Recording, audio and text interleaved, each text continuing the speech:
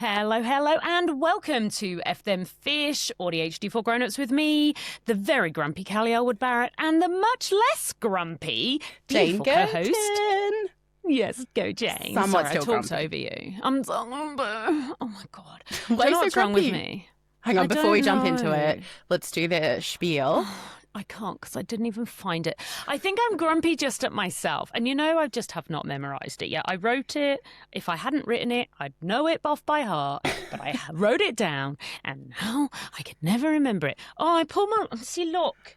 Okay, so Everything's going wrong. while you fix it, guys, besties, Callie's having just a day, so I'm going to cliff notes the intro and say we are here to be your neurodivergent besties. We're talking about all things neurodivergent adjacent, all of the things that you want to talk about, but not necessarily to a therapist or an expert in the medical profession, but just someone you want to have a chat with. And there's a lot to unpack in the neurodiversity space.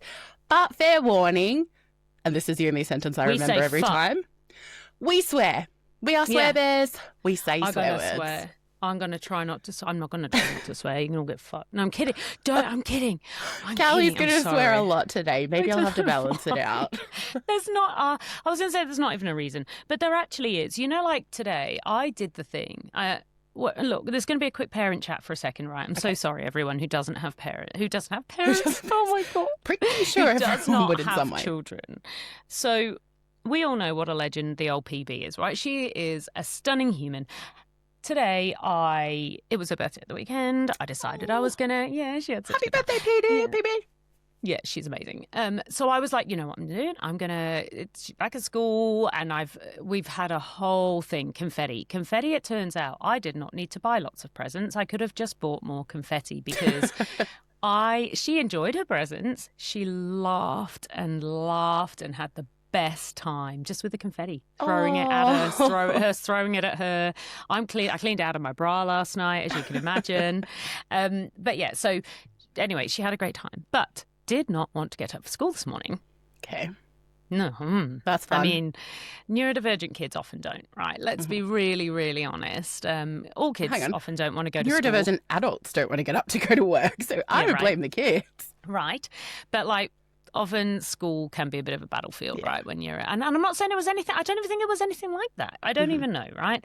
But yeah, she did not want to get up and she was all up in her own head. When you can see that there is something going on for her. And so I was like, I did everything and I made her a toastie and I had put stuff all over the place for her to have fun with. And, I got her a bunch of new things for school. I just got up early and just tried to make the morning nice for her.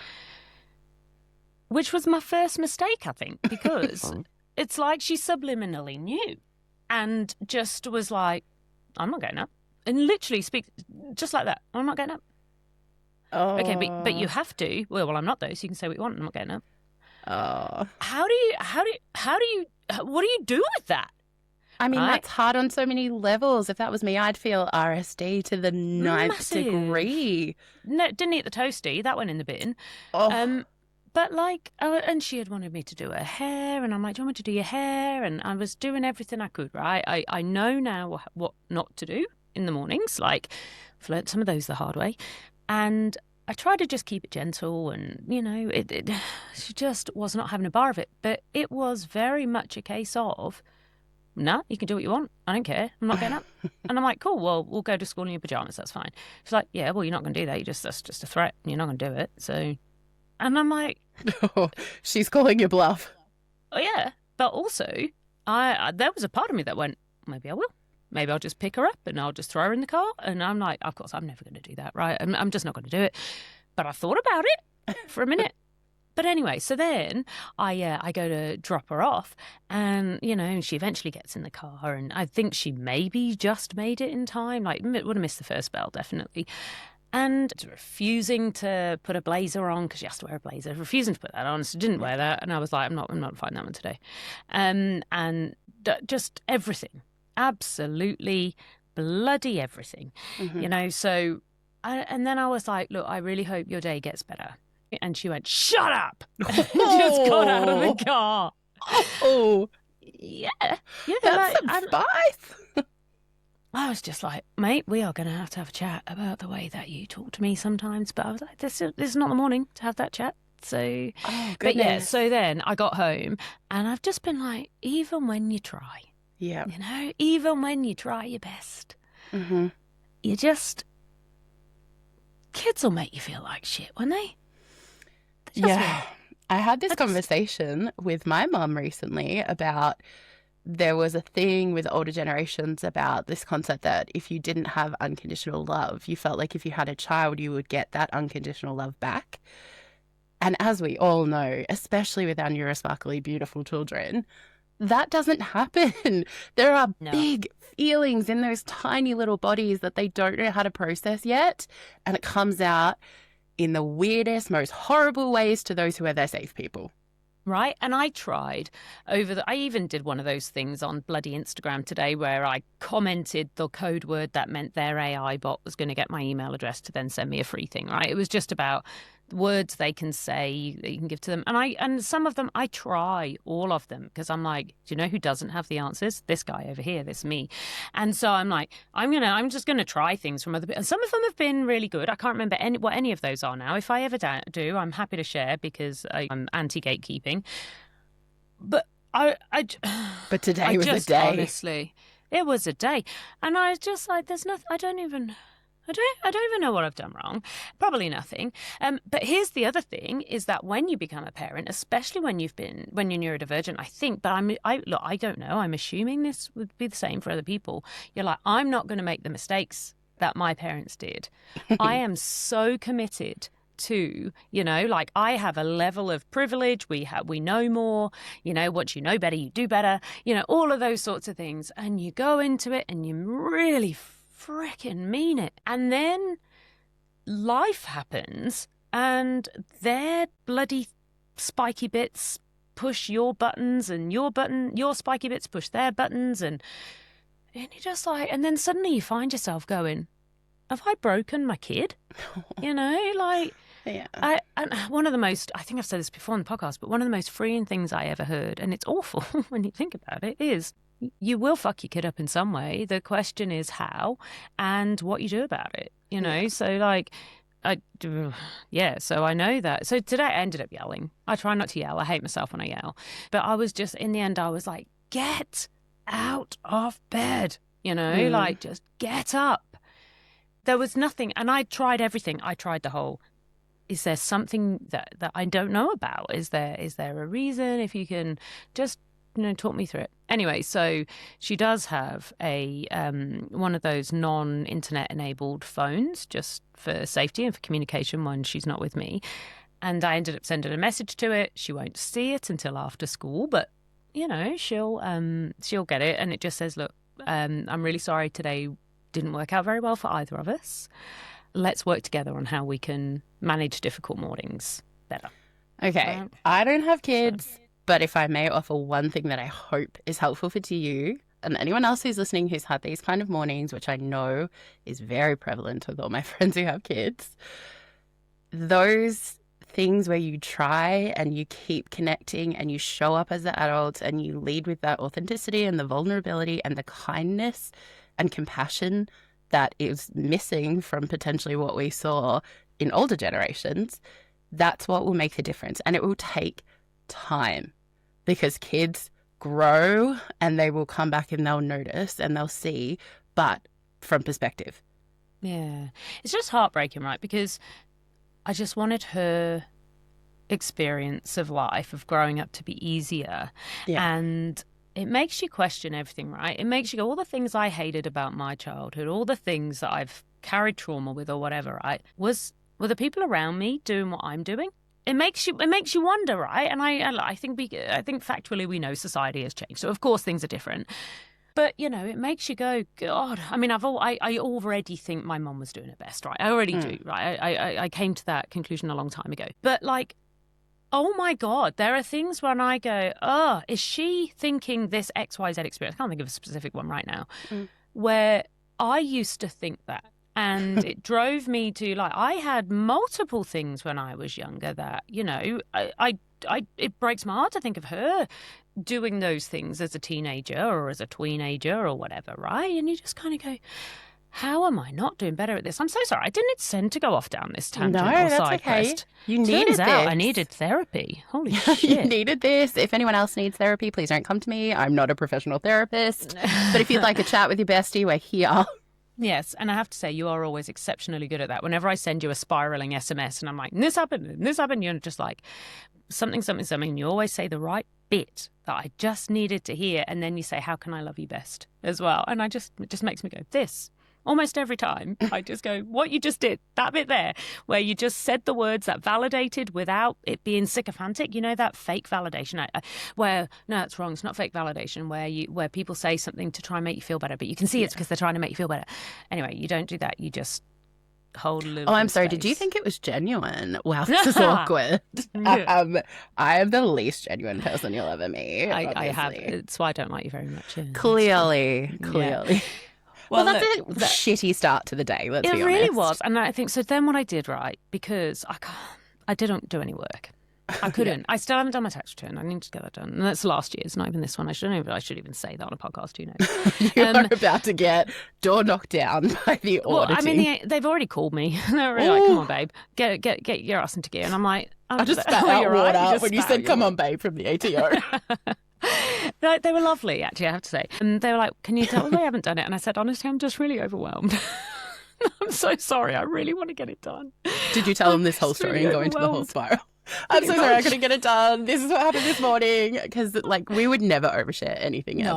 I mean, I didn't go quite that far, but I was like, look, normally I'm really good at this. You can see that. I never miss my tax return. I get it done straight away. I said, but I've started the business and I'm just a bit overwhelmed. And I have got people who are helping me with bits of it, but I'm struggling even to do it. Anyway, so it was a whole thing.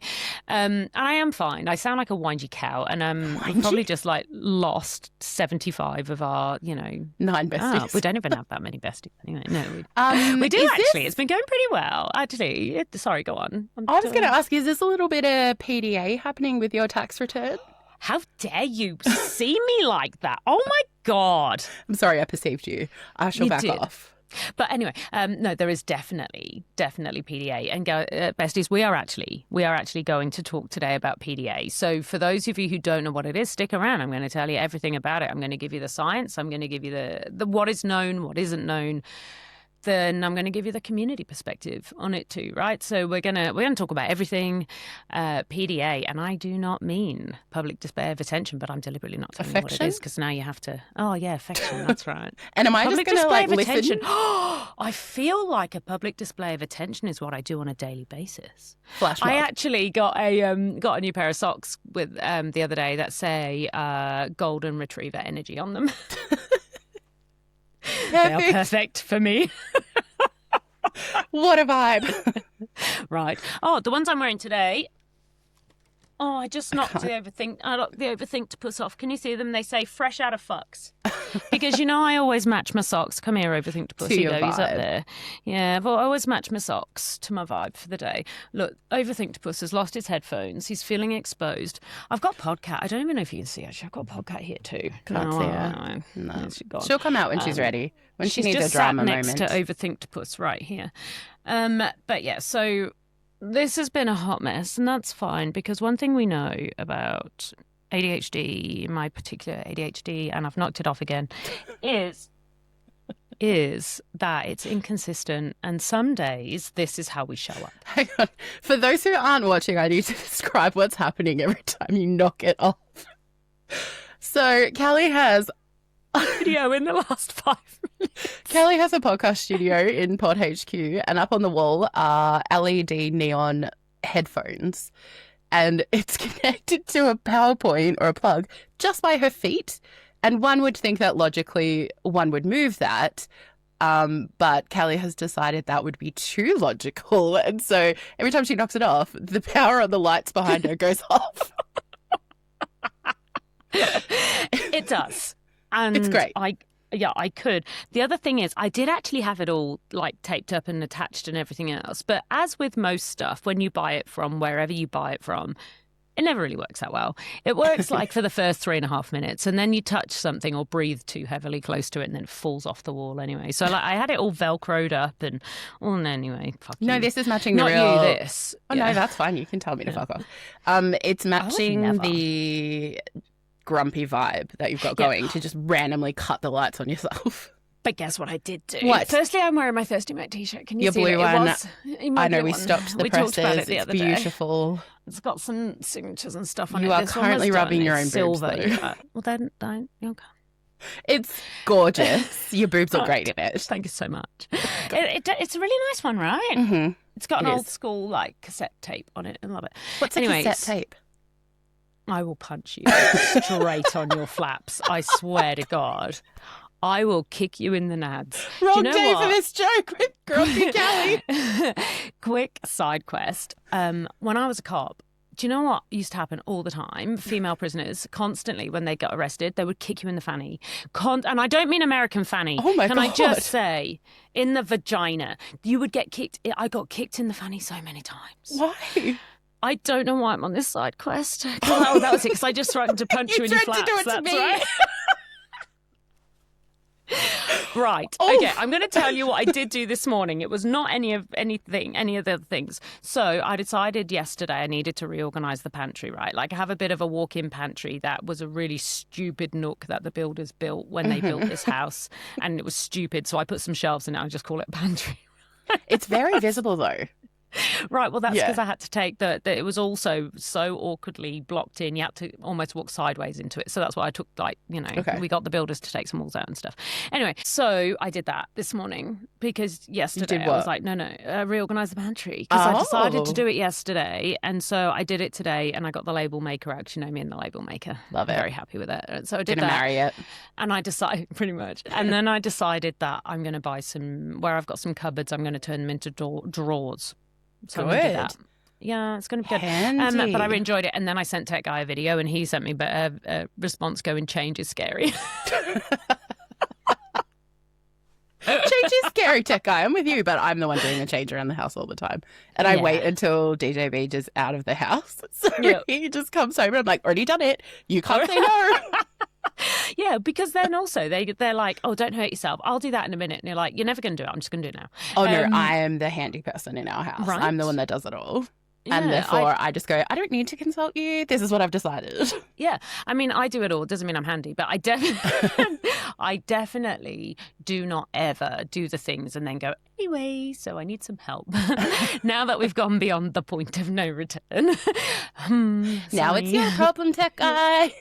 Thanks for helping. And he's like, I'm a tech guy. I'm not a handy guy. And I'm like, meh. All right, look. How is your morning? Because I just made that all about me and I'm sorry. No, don't apologise. Some days we need this. My morning was fine. Work. I did get to chat with my bestie, which was really good and soul-filling. Just work stuff and normal and definitely no major dramas like you had. So I don't need to unvent. Unvent? Unvent. Oh, I like that.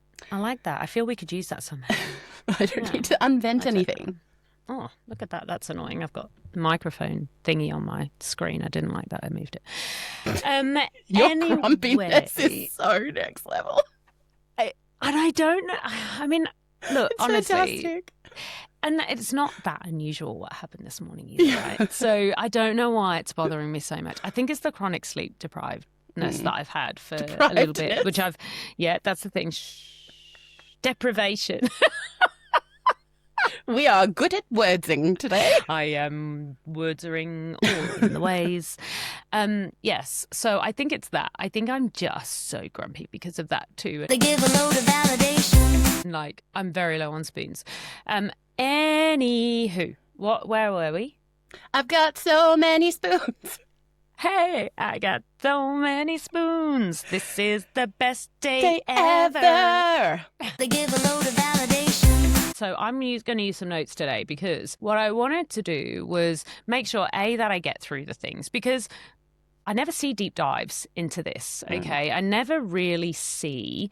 I hear people talking about PDA all the time and you see it on like social media and people... They make a lighthearted joke about it, which is probably appropriate for social media, right? Like I'm not calling that out for anyone. But I've seen over time, it's been really simplified now. People think that's what it is. And I found myself doing that the other day, because this is probably one of the things I get asked about more than anything else. And on my website, efl.fyi.com, there's a PDA parrot, right? And it's deliberately simplified to try and help with dispelling some of the myths around it and to start conversations. But I'm going to review, because I think I've come to the conclusion it's a little bit too simplified. So I want to not make this deep and like dull as dishwater or anything like that. But I think it's really important that we actually look at what the scientific boundary actually is around what PDA is and what it isn't, how it relates to things like oppositional defiance disorder, for example, and then really where the community is, as the neurodivergent community is kind of at with it. I wanted to kind of go a little bit of a journey on that. So like what science can tell us, what might plausibly be happening, and then what does it feel like? Do you know what I mean? Like, how might it manifest, and how has the community made sense of it as well? That's kind of the journey I want to go on. And I absolutely, like we said, PDA is what we're going to talk about. And then as we deliberately do, we didn't do any more kind of stuff around that, so that we could both come to it organically. So how does that sound? And Perfect. Then what did you want let's to spill the tea a little bit first, though, because it's quite a contentious Yes. issue or topic, isn't it? Very and much that's why so. we wanted to address it. Yeah, and that's also why I haven't said exactly what it stands for yet, right? Yeah. So PDA stands for Pathological Demand Avoidance, or Pervasive Drive for Autonomy. Yeah. So one of them is that deficit focused, which is the one that I said, obviously. And then the pervasive drive for autonomy is what the certain members in the community, I won't say the whole community, certain members in the community prefer to call it because they feel it's more strengths-based. As somebody who experiences PDA, I prefer the first one. I prefer pathological demand avoidance. And I think we may have said this before on the pod, but for me, I want to hear why you prefer it. But for me, it's because of all the things that my ADHD and shopping list bring me, I find this one of the hardest. I really do. And it feels pathological when it happens. It does.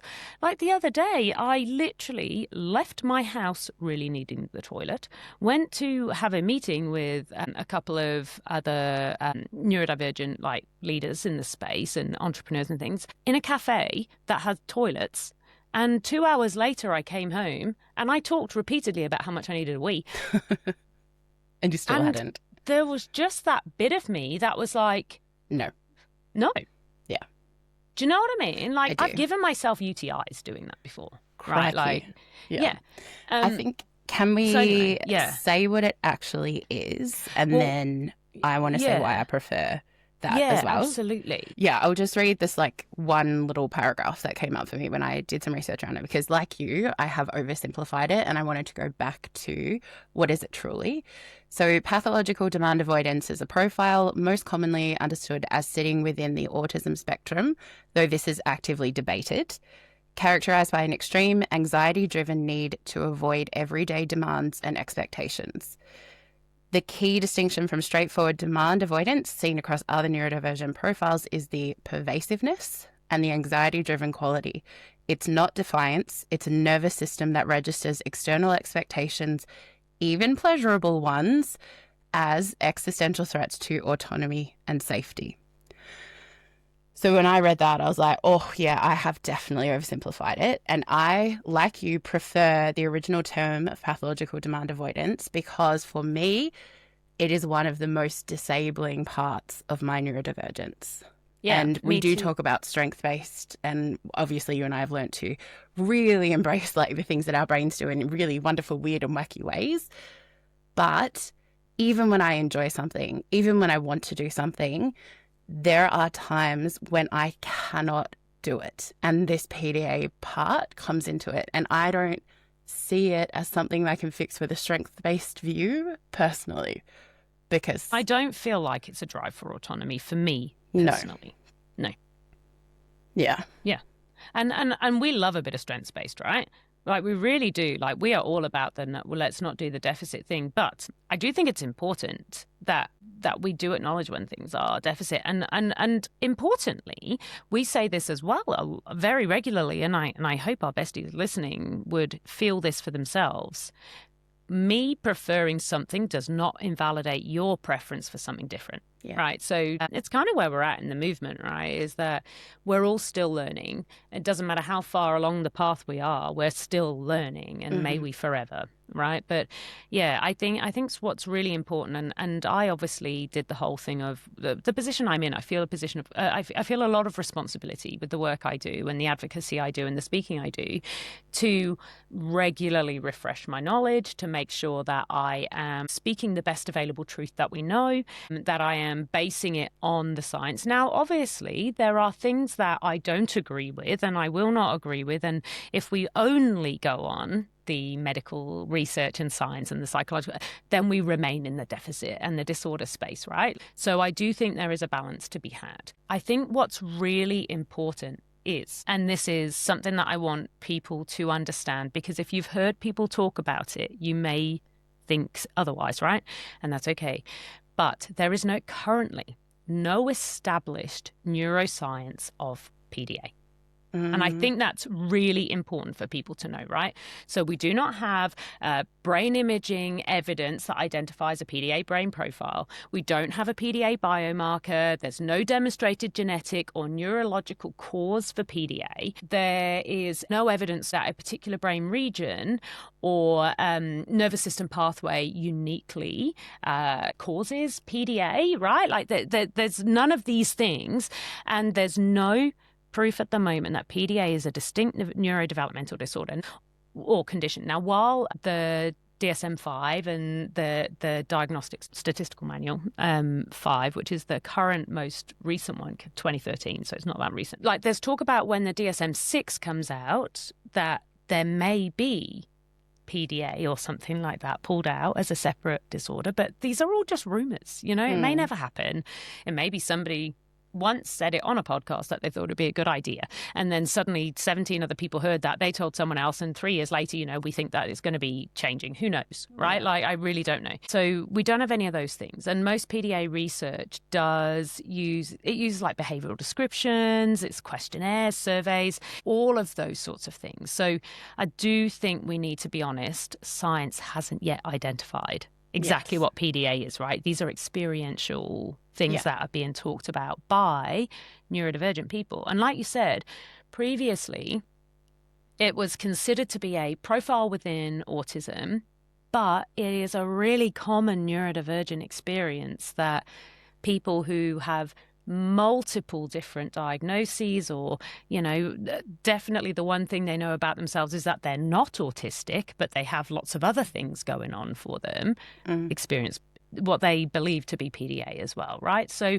I do think it's really important that we understand that.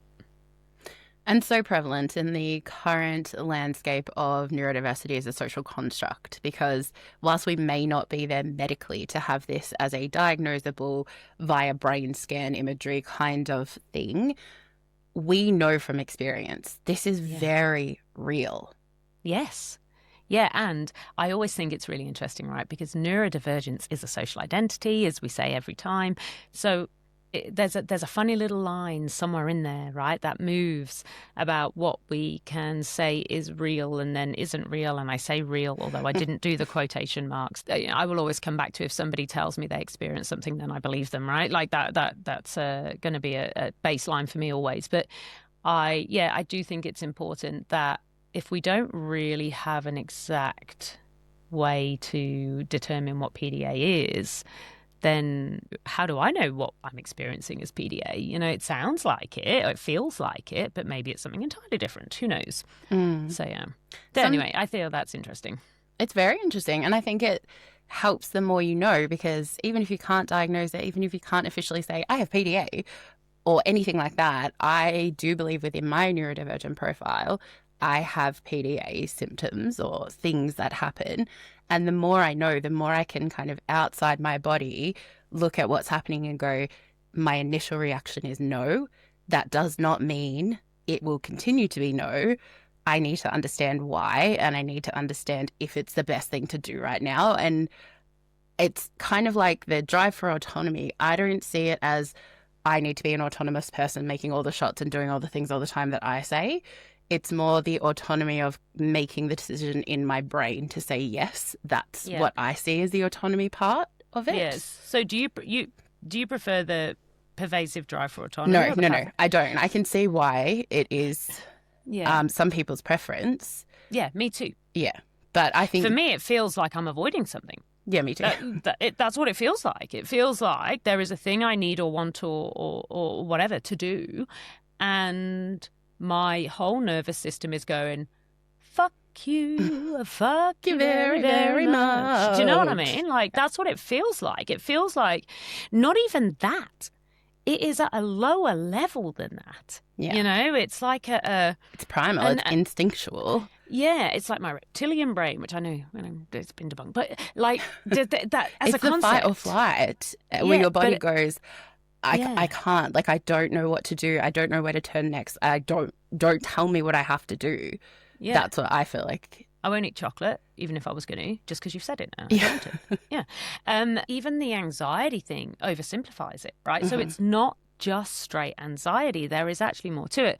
And what I think we can do is look at the established neuroscience around stress and control, executive functioning, you know, sensory processing, all of those things, and avoidance, obviously, and then see if those mechanisms kind of help to explain PDA a little bit better and what the experience is, right? So that's kind of the approach that I take, and that is in some of the other research and things. But I think it's that rather than a proven PDA pathway, right? So we're going to just set that. You have like stage one, right? That's how I've broken it down when I was pulling my notes together. So stage one, a demand is detected. And this does not mean a direct instruction. It could be a deadline. It could be another person waiting. It could be a rule, a transition. Yeah, being watched, being perceived, you know, all of these things could even be, I know some people, and I never used to understand this until I really learnt about it, was praise, which then feels like an expectation, right? Or there could be a self-imposed plan, but it could also be hunger, sleep, needing the toilet, and taking your medication, having a shower, but then also knowing something has to happen. That's kind of that perception or detection of some form of demand. Your whole nervous system then really evaluates what that means, what that demand means. It's like, how much effort is it going to require? Do I know what's going to happen? Can I control the timing or method? Has it now changed what I had as an existing thought?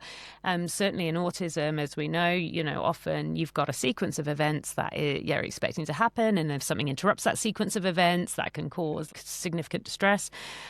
Is there any sensory discomfort attached? Can I escape? Can I change my mind? Is that going to be a safe thing to do? And importantly, is the person who is asking, or the demand is coming from, are they safe? So you know, the demand is the trigger, but the brain and the nervous system could actually be responding to everything it thinks sits within that request or demand, right? So that's stage one. You receive it and you kind of go, okay, I can see, you know, and I think a lot of this happens subliminally. So I'm making it a conscious thing, but actually I don't believe most of the time it's a conscious process. Our brain just goes, there's a demand, we write at dawn. Kind of. Yeah. And these are all really fast things often. Your brain then appraises that whole demand. And it's like, right, so how am I going to evaluate what this requires? You know, so all those things I asked earlier, is it manageable? Is it uncertain? Am I overwhelmed? Do I feel trapped? The trapped one, I think, is a really big one for me. Yeah, me too. Like, I really do. Like, is there going to be sensory issues? Is it socially risky? Is there a loss of autonomy in some way, even to myself? And this is where I think that the pervasive drive for autonomy I challenge with it, because half the time I'm struggling for autonomy against myself. And it's like my body or my mind or whatever. That's what I'm struggling against. Yeah. And is it just beyond the available capacity that I have? You know, like, so all of these things happen. And that control piece, when we look at the general stress research, any stresses that are experienced as uncontrollable do tend to have greater behavioral and psychological impact, right? When we look at stress research. Say that again, that one sentence. Anything that comes in that causes stress that is experienced as uncontrollable. So, we have controllable stressors and uncontrollable stressors. So the uncontrollable ones tend to have a greater impact on behavior and psychological impact. I've never thought about that. Yeah, That's than the amazing. comparable, controllable stressors, right? Yeah. So the research that has been done links perceived control with prefrontal regulation of stress and emotional responses. I mean, it's not specifically tested PDA, but if we were to then extrapolate out a bit, and I'm really conscious, right, that these are kind of satellite things. These are not just PDA. But I think when we look at that, to me, there's a real connection in that stress piece. Absolutely. Yeah. Because it is stress, right? 100%. It causes epic stress. So genuinely, oh my gosh, if I think about that at the work at the moment, there are so many stressors that I can't control. And the more it happens, the less likely I am to engage with any of it. I just kind of sit back and go, I don't know where to start. I don't know what to do. I don't know who to talk to. I can't. This is way too much. And it's very hard to put that into words. But that context that you've just given me has really helped understand like some brain stuff going on behind all that. Yeah, and we always say our neurodivergence is a reason, not an excuse, right? It's a reason to know ourselves better, not an excuse for poor behavior or an excuse not to do, right? So to me, this helps. Yeah, this is how my brain works. I go deep dive into a hole and then it helps me to understand. It gives me that reason.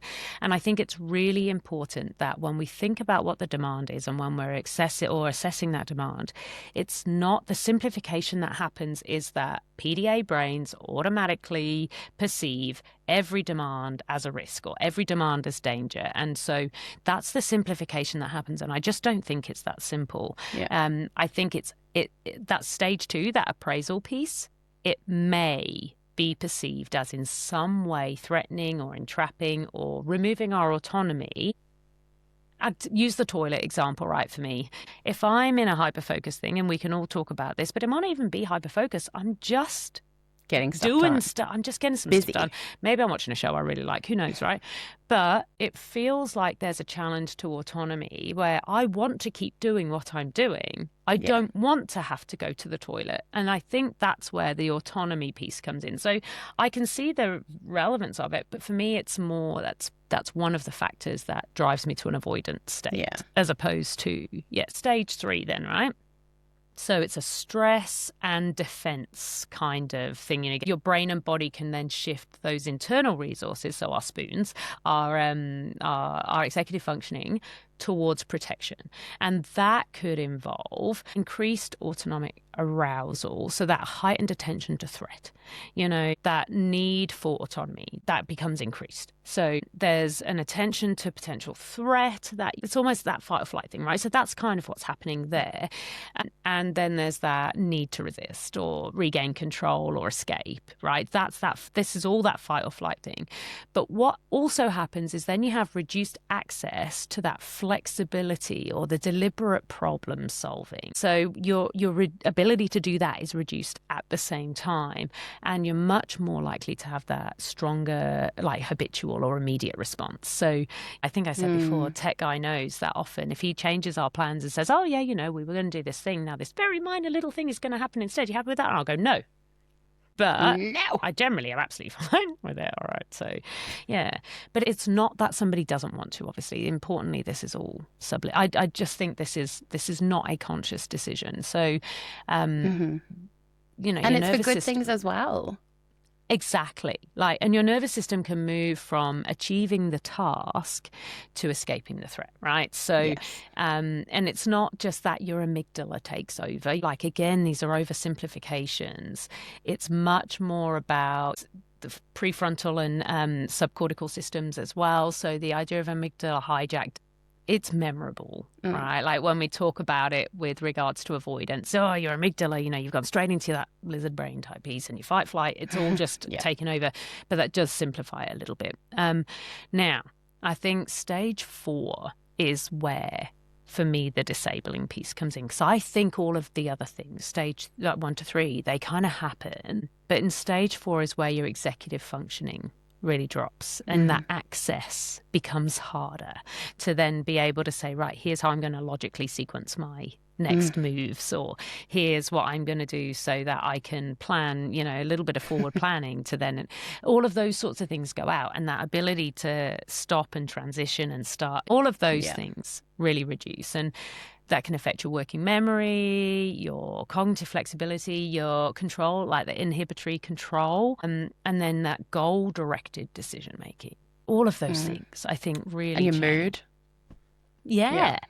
And your prefrontal cortex is really sensitive to stress. And under high stress, people can obviously shift away from that flexible control into much more rigid patterns. And so, again, it's a general neuroscience thing, not a PDA specific thing, but I think that it's relevant here as well. So that's that really central paradox that we've talked about. Oh my gosh. Do you know what? This is perfect timing for me.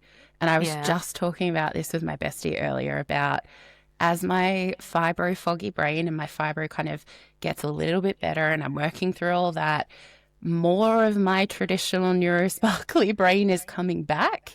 Yeah. And where with fibro, I couldn't do anything.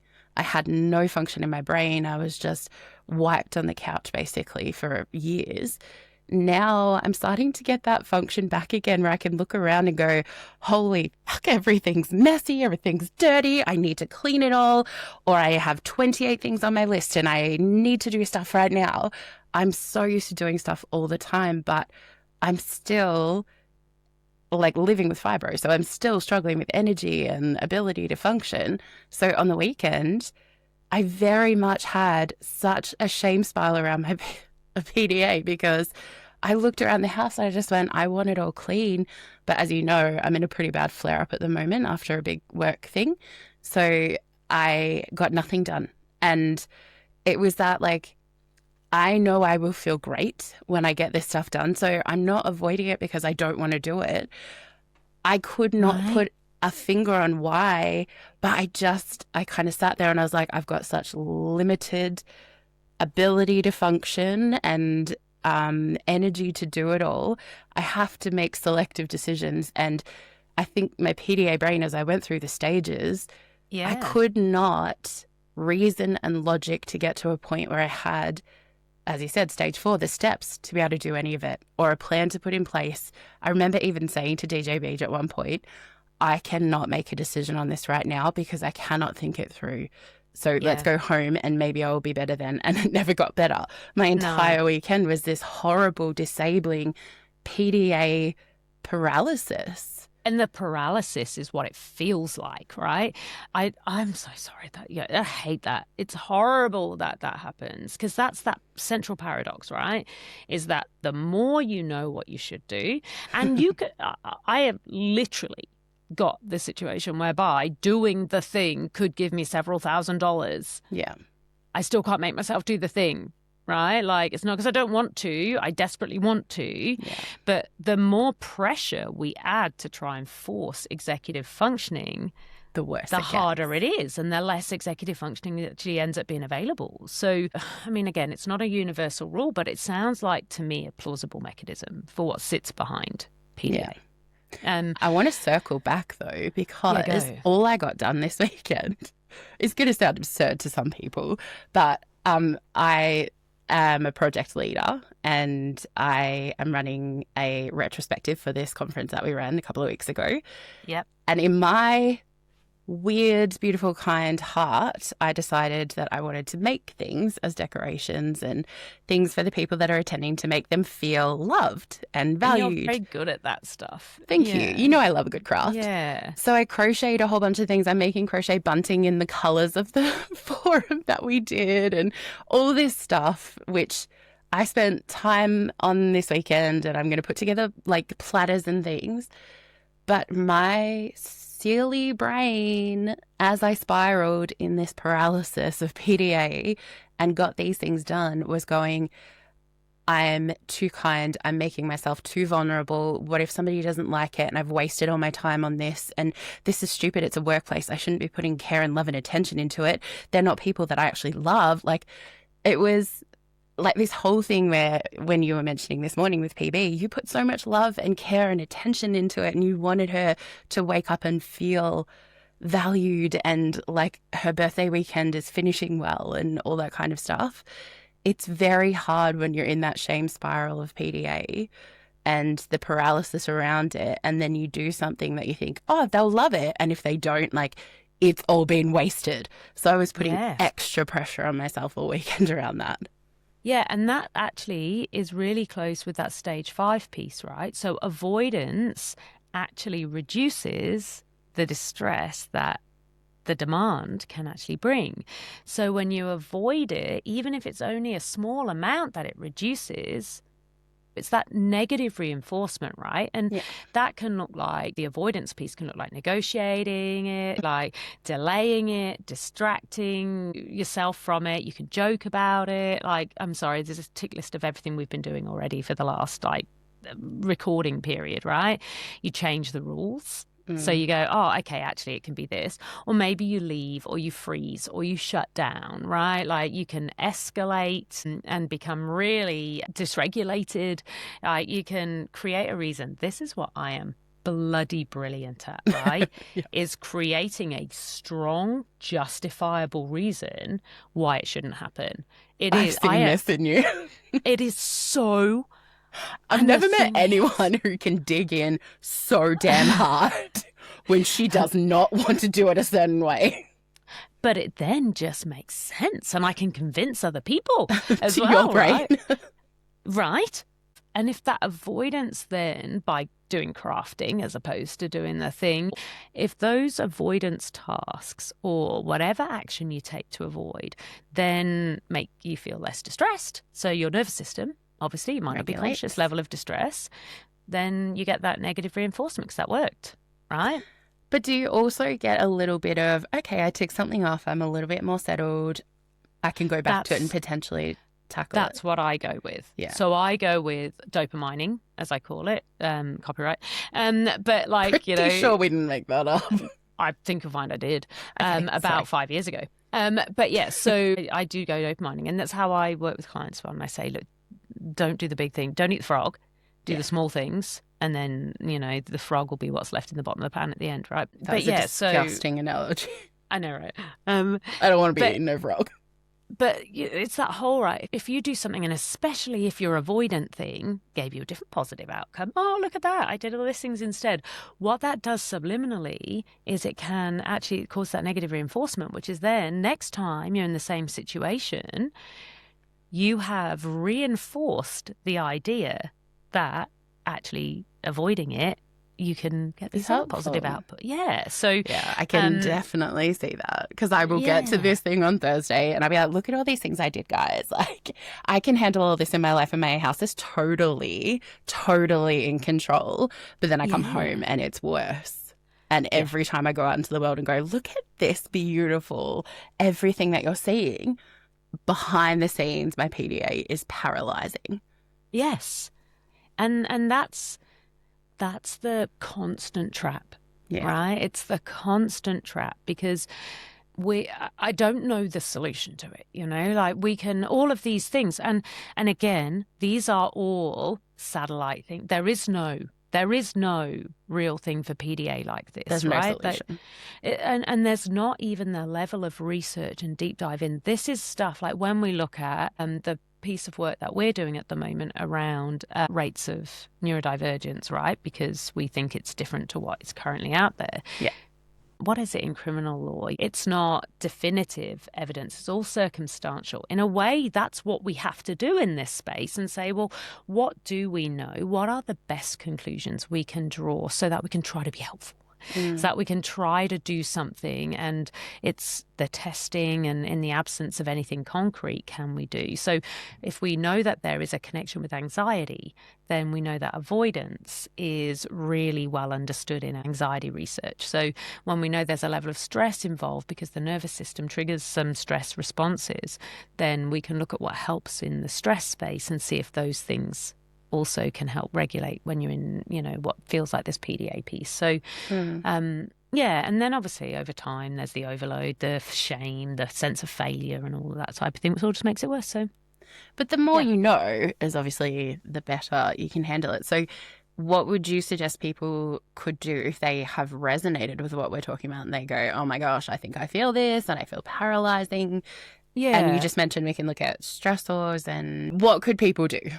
Yeah, so the big thing, the most powerful thing anyone can do is know themselves and to know to recognize your own triggers, right? And that's not easy, and sometimes you need a professional to help you with that as well. But avoiding that work, and again, burping, avoiding that work or that look in, it means that it can be harder to really understand what's going to make you find it easier over time. And you may need a professional on some of that if you find that it it feels unsafe, like working just through it yourself. But believe it or not, I actually then went into PDA specific research, right? After I this. would never believe that of you. We're only like part of the way through, right? So what we know that we cannot say is that PDA is caused by anxiety, right? So that is what's clearly, I say we know, that's what's strongly in the limited research, right? It's more than just anxiety. So there was a study that found that autistic traits and anxiety independently predict demand avoidance scores, right? So we know that they're not interrelated. So it's an association, but does not prove that anxiety causes PDA. We also know that the higher autistic traits, based on pathological and medical models, also associated with higher avoidance scores or demand avoidance scores. But again, cannot say that it's specific to autism or a particular autism subtype or dimensional characteristic or a transdiagnostic response occurring across different conditions. We can't kind of get to anything really specific. Now, one of the strongest recent developments was a 2026 study of children and adolescents, right, where researchers found that higher anxiety and autistic traits, I'm going to just read my notes, hang on a second. Higher anxiety and autistic traits are associated with higher demand avoidance scores across the groups. Greater sensory sensitivity and sensory seeking uniquely characterize the autism plus PDA group. So that was an interesting finding. And an intolerance of uncertainty was associated with demand avoidance in the neurotypical group, but not in the autistic group. Right. So Interesting. Right. Really interesting. So this suggests that the sensory demands piece could be really relevant for some PDA. So the reason I think this is important in your question about what people can do is when you're getting to see what is triggering these senses or these occasions of demand avoidance, are there common sensory triggers? If you are really light sensitive, does it happen when you're in a particular environment that might have really harsh overhead lighting? If you're in your home office, can you change your lighting in that space to grab a lamp instead of the overhead lights and see if that means you're able to be more productive or less likely to go into PDA? So things like that is what you can do. This reminds me of when my psychologist once said to me, I went to her and I said, I'm really struggling with this thing I have to do.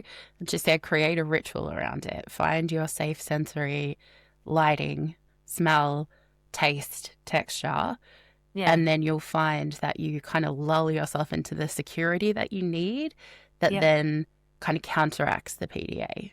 Yeah, and there's some really strong research for that across multiple things, right? So if you want to go into hyperfocus, you can create the conditions. If you know that you have a bunch of snacks, you've got your light set up, you've got your blanket, whatever it is, if you create those conditions, and it's one of the 5 C's models, right? What are the conditions that you're in?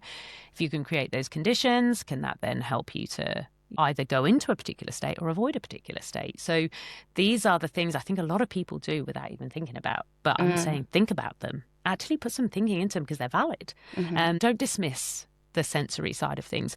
That said, it's not just sensory either. So again, none of these things are absolute. And if you think about it as sometimes a person might not be avoiding getting dressed, right? Like it's not just put your school uniform on. It might be avoiding fabric. or temperature change or body sensations or transition, time pressure or the leaving the house. Do you know what I mean? There's so much more to it. And so if we get into that and particularly that uncertainty, the uncertainty is really an important mechanism. So the latest study, that one I mentioned, just complicates even more in a way, because the intolerance of uncertainty didn't uniquely explain it in the autistic groups, only in the neurotypicals. If you think about it, though, we're so used to uncertainty because our entire life, nothing is super clear unless we're dealing with something really neuro-inclusive. So uncertainty for us, whilst change is terrifying and we don't necessarily all love it all the time, we live in complete uncertainty all the time. Yeah, and a way we can, if we think about all of these things as potential, so the sensory thing might be a thing, the uncertainty might be a thing, how can we create more certainty?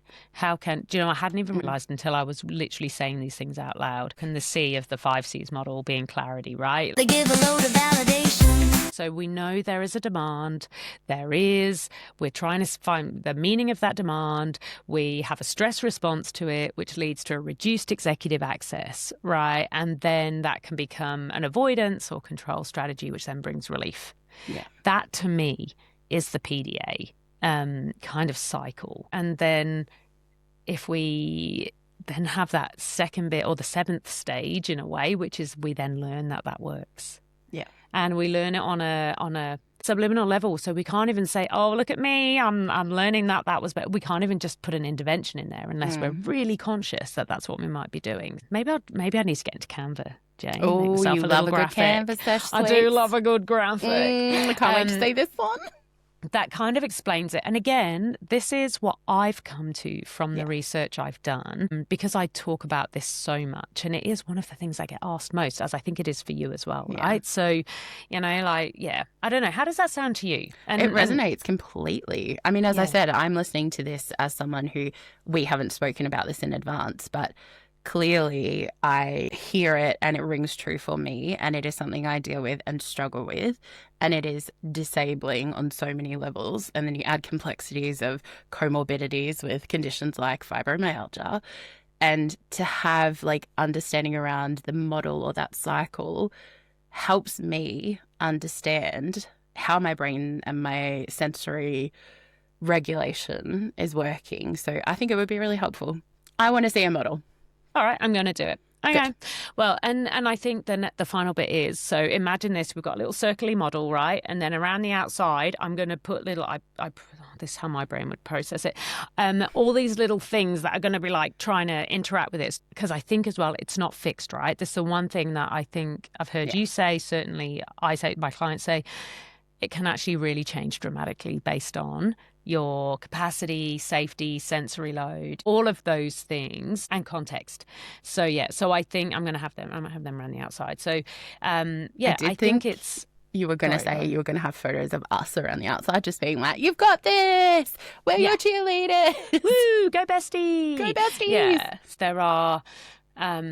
Multiple other things that other people will be listening to going, oh yeah, that sounds like polyvagal theory. And this is the thing, none of these are absolute. And anybody who ever tells you they are is wrong. They're either lying or they don't know. I'm sorry, but that's the truth of it. So yes.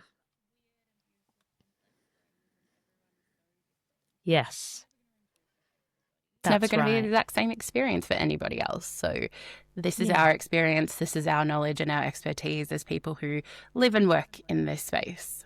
Yeah, and as much as we do like to, mess about a little bit, as much as we do kind of try to make these sorts of things a little bit more available, a bit less sciencey, these are the conversations I want to have. And I want to be able to go between silliness and then really digging into the science that sits behind it, because none of us are one-dimensional. Right. And while it's all well and good, the Callie and Jayne view of the world, actually, it's important that we're backed by the available research. And that's what we bring to everything. We might hide it well, but we do actually. We don't have great words, but we connected over this as one of our first things that we talked about, which is there is so much in this space at the moment around neurodiversity. We both hold a very strong sense of integrity around we want it to be lived experience organisational expertise with academic rigour. Yeah, and that's really important to us. So if you're new here, you may be like, oh, I thought these bitches just kind of just trap shit for a while. It is true, but it's generally based on something that we've, got a little bit of experience in. It is. We did go a little bit sciencey today, though. I'm highly impressed. And to be fair, I like going a bit sciencey. It's where I go every time. If I don't know, I go down that flipping rabbit hole. So, guys, if there's anything else that you want us to deep dive, I think I want to do a deep dive fairly regularly because this is what I do professionally and what you do with your like the professional side of things as well. For some reason, I forgot the word professional seconds after I said it. Because we ain't good at words in. It's not. But yeah, so I think we should. I really want to do this, right? I don't want to. I actually really enjoy our way that we communicate with. I don't want us to get serious and boring, but I think there is a place for that fairly regular. Let's get down that bloody rabbit hole. Let's find out what the science is saying about things. Let's do it so our besties don't have to. Exactly, which is kind of one of the things we promised. So I'm here for it. Besties, let us know what you think. fthemfish@gmail.com. Let us know. Do you like the science? I think we might get some more guests on as well and really get some of those different areas of expertise into and different perspectives because I love hearing other people's perspectives. Me too. I love a good deep dive, but I love it when it's contextualized to actual living and what that means. Me too. And I think it's one of the things that ADHDers get accused of, right? It's hijacking conversations, going, oh my God, me too. But actually, it's this piece. It's where we contextualize it. We make it human. We do that type of thing. And I think once you realize that it's not about making something about us, it's actually about empathy and trying to actually part of it is trying to make you feel less alone or that visibility and inclusion. That's what we're about. That's right. There was another piece I wanted to look at around oppositional defiance disorder, but I realised we've been recording for a very long time now because this is where I oversimplified. I made a quip. Somebody asked me a question as I was running out the door and they asked about PDA and I said, basically it's ODD for adults, right? And that's oversimplifying it because it's not the same thing. Yes, if you are not somebody who works in this space and you know what ODD is, because that was kind of how they asked the question. They were like, oh, is it like ODD? And I was like, yeah, basically it's ODD for adults. It's not the same. And so I apologise publicly now to that person. And that's what really made me go, you know what, there's got to be a better way of talking about this, even when I'm in a rush. But there's a lot of similarities, but there are some important differences. To keep it pretty brief, oppositional defiance disorder, which is ODD, is a persistent pattern of irritability, argumentativeness, defiance, and sometimes vindictiveness. Whereas PDA, it proposes that demands and autonomy are, I mean, they're so nuanced, they're so similar. But I can definitely see the difference. There is a definite difference. And importantly, neither people are choosing, right? Just because there are different ways in which they manifest, neither is a deliberate choice. So that is really important. And I know historically ODD has been presented as kids particularly choosing to be, and it's difficult. Not that at all. Yeah, so ODD is an observable pattern is probably the best way to put it, whereas PDA is one possible explanation for why demand-related opposition might be happening. And ODD is a diagnosis, and PDA is not. So I think these things are important to know. So it's very well stepped out very quickly, the differentiation between them. Good job. Thank you. I spent quite some time trying to write myself some notes in a way that I could read quickly and still make sense. That also sounded very posh when you said it. I spent quite some time. Quite some time. Good on you. It was worth it. Thank you so much. That was my mum's telephone voice, I think. Yes. Were you the Bouquet residence, lady of the house speaking? Actually, have I ever done my first ever job first grown-up job was in a call centre. Have I ever done that voice for you? No. Okay.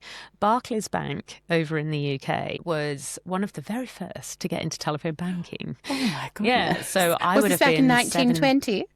Shut your face. I was 17. So it was quite some time ago. 4 years ago. Yeah, exactly. But no, this is how I used to have to do it. So this is before internet banking, obviously, right? And so I used to have a script. Good afternoon and welcome to Barclay Call. My name is Callie. Can I take you through security, starting with your surname? I hate that. I hate that so much. Good afternoon. I feel Barclay Call. Lack of authenticity over your voice alone. How very dare you? That's my posh voice. It's How dare you? delightfully posh, but it made my skin crawl. Don't ever be a fucking posh bitch with me. Do you know what? I got sent flowers once because somebody rang my house when I was living with my parents. So I'd have been, I don't know, however old I was. And they said I had such a lovely voice. They sent flowers to my house, right? Honestly, terrifying now, right? Oh, terrifying. how did they know you lived? Exactly. So they were obviously misusing some form of Oh, I do not enjoy database. that. No. I gross. enjoy that as much as your posh voice. Right? Not okay. They both make my yes. skin crawl.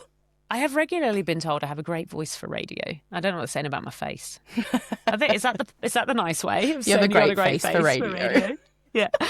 Oh, They give a load of validation. well, see, this is friendship. This is real friendship, babes.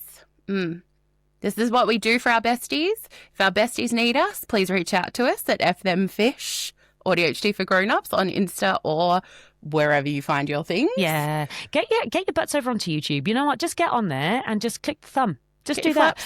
Get your flaps on. Get your flaps on. But like dead set, it really, really does help if you can like and follow. And in fact, if you're on Spotify or Apple Music or anything like that, you can actually comment on these.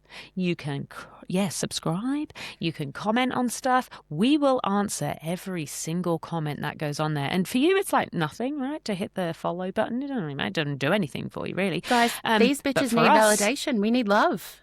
Yeah, and it also gets the algorithm to go, oh, hey, turns out they're not shit. And that's where we get our life validation from. Yeah. Have I ever told you that? So we've got a 5-star review, right? It's like 4.9 rating or something like that.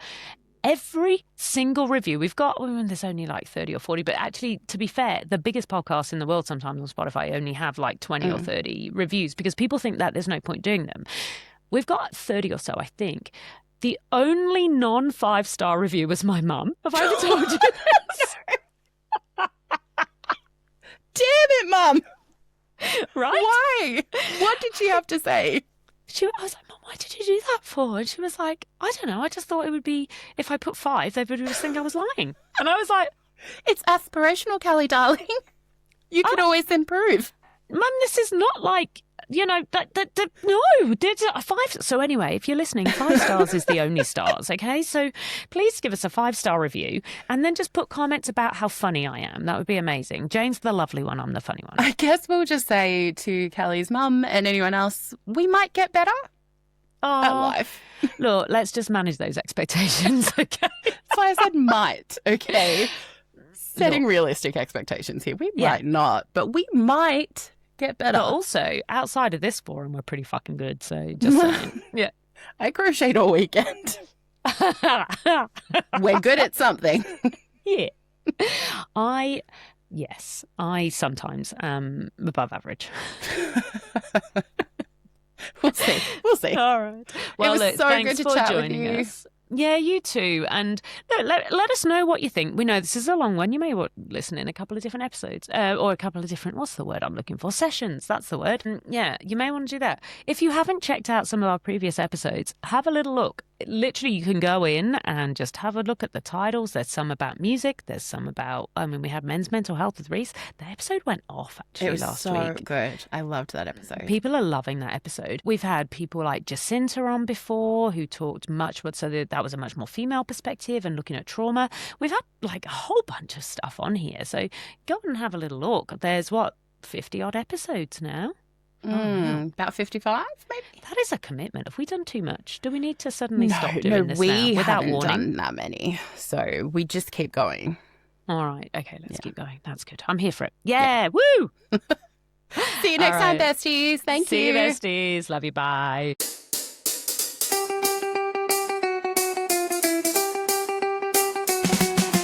It's Callie and friends. We're too cool, Neurokin and sharing good neurodivergent things. They be clever and quick with a fair bit of sergeant sidestepping. But a step in the right direction, a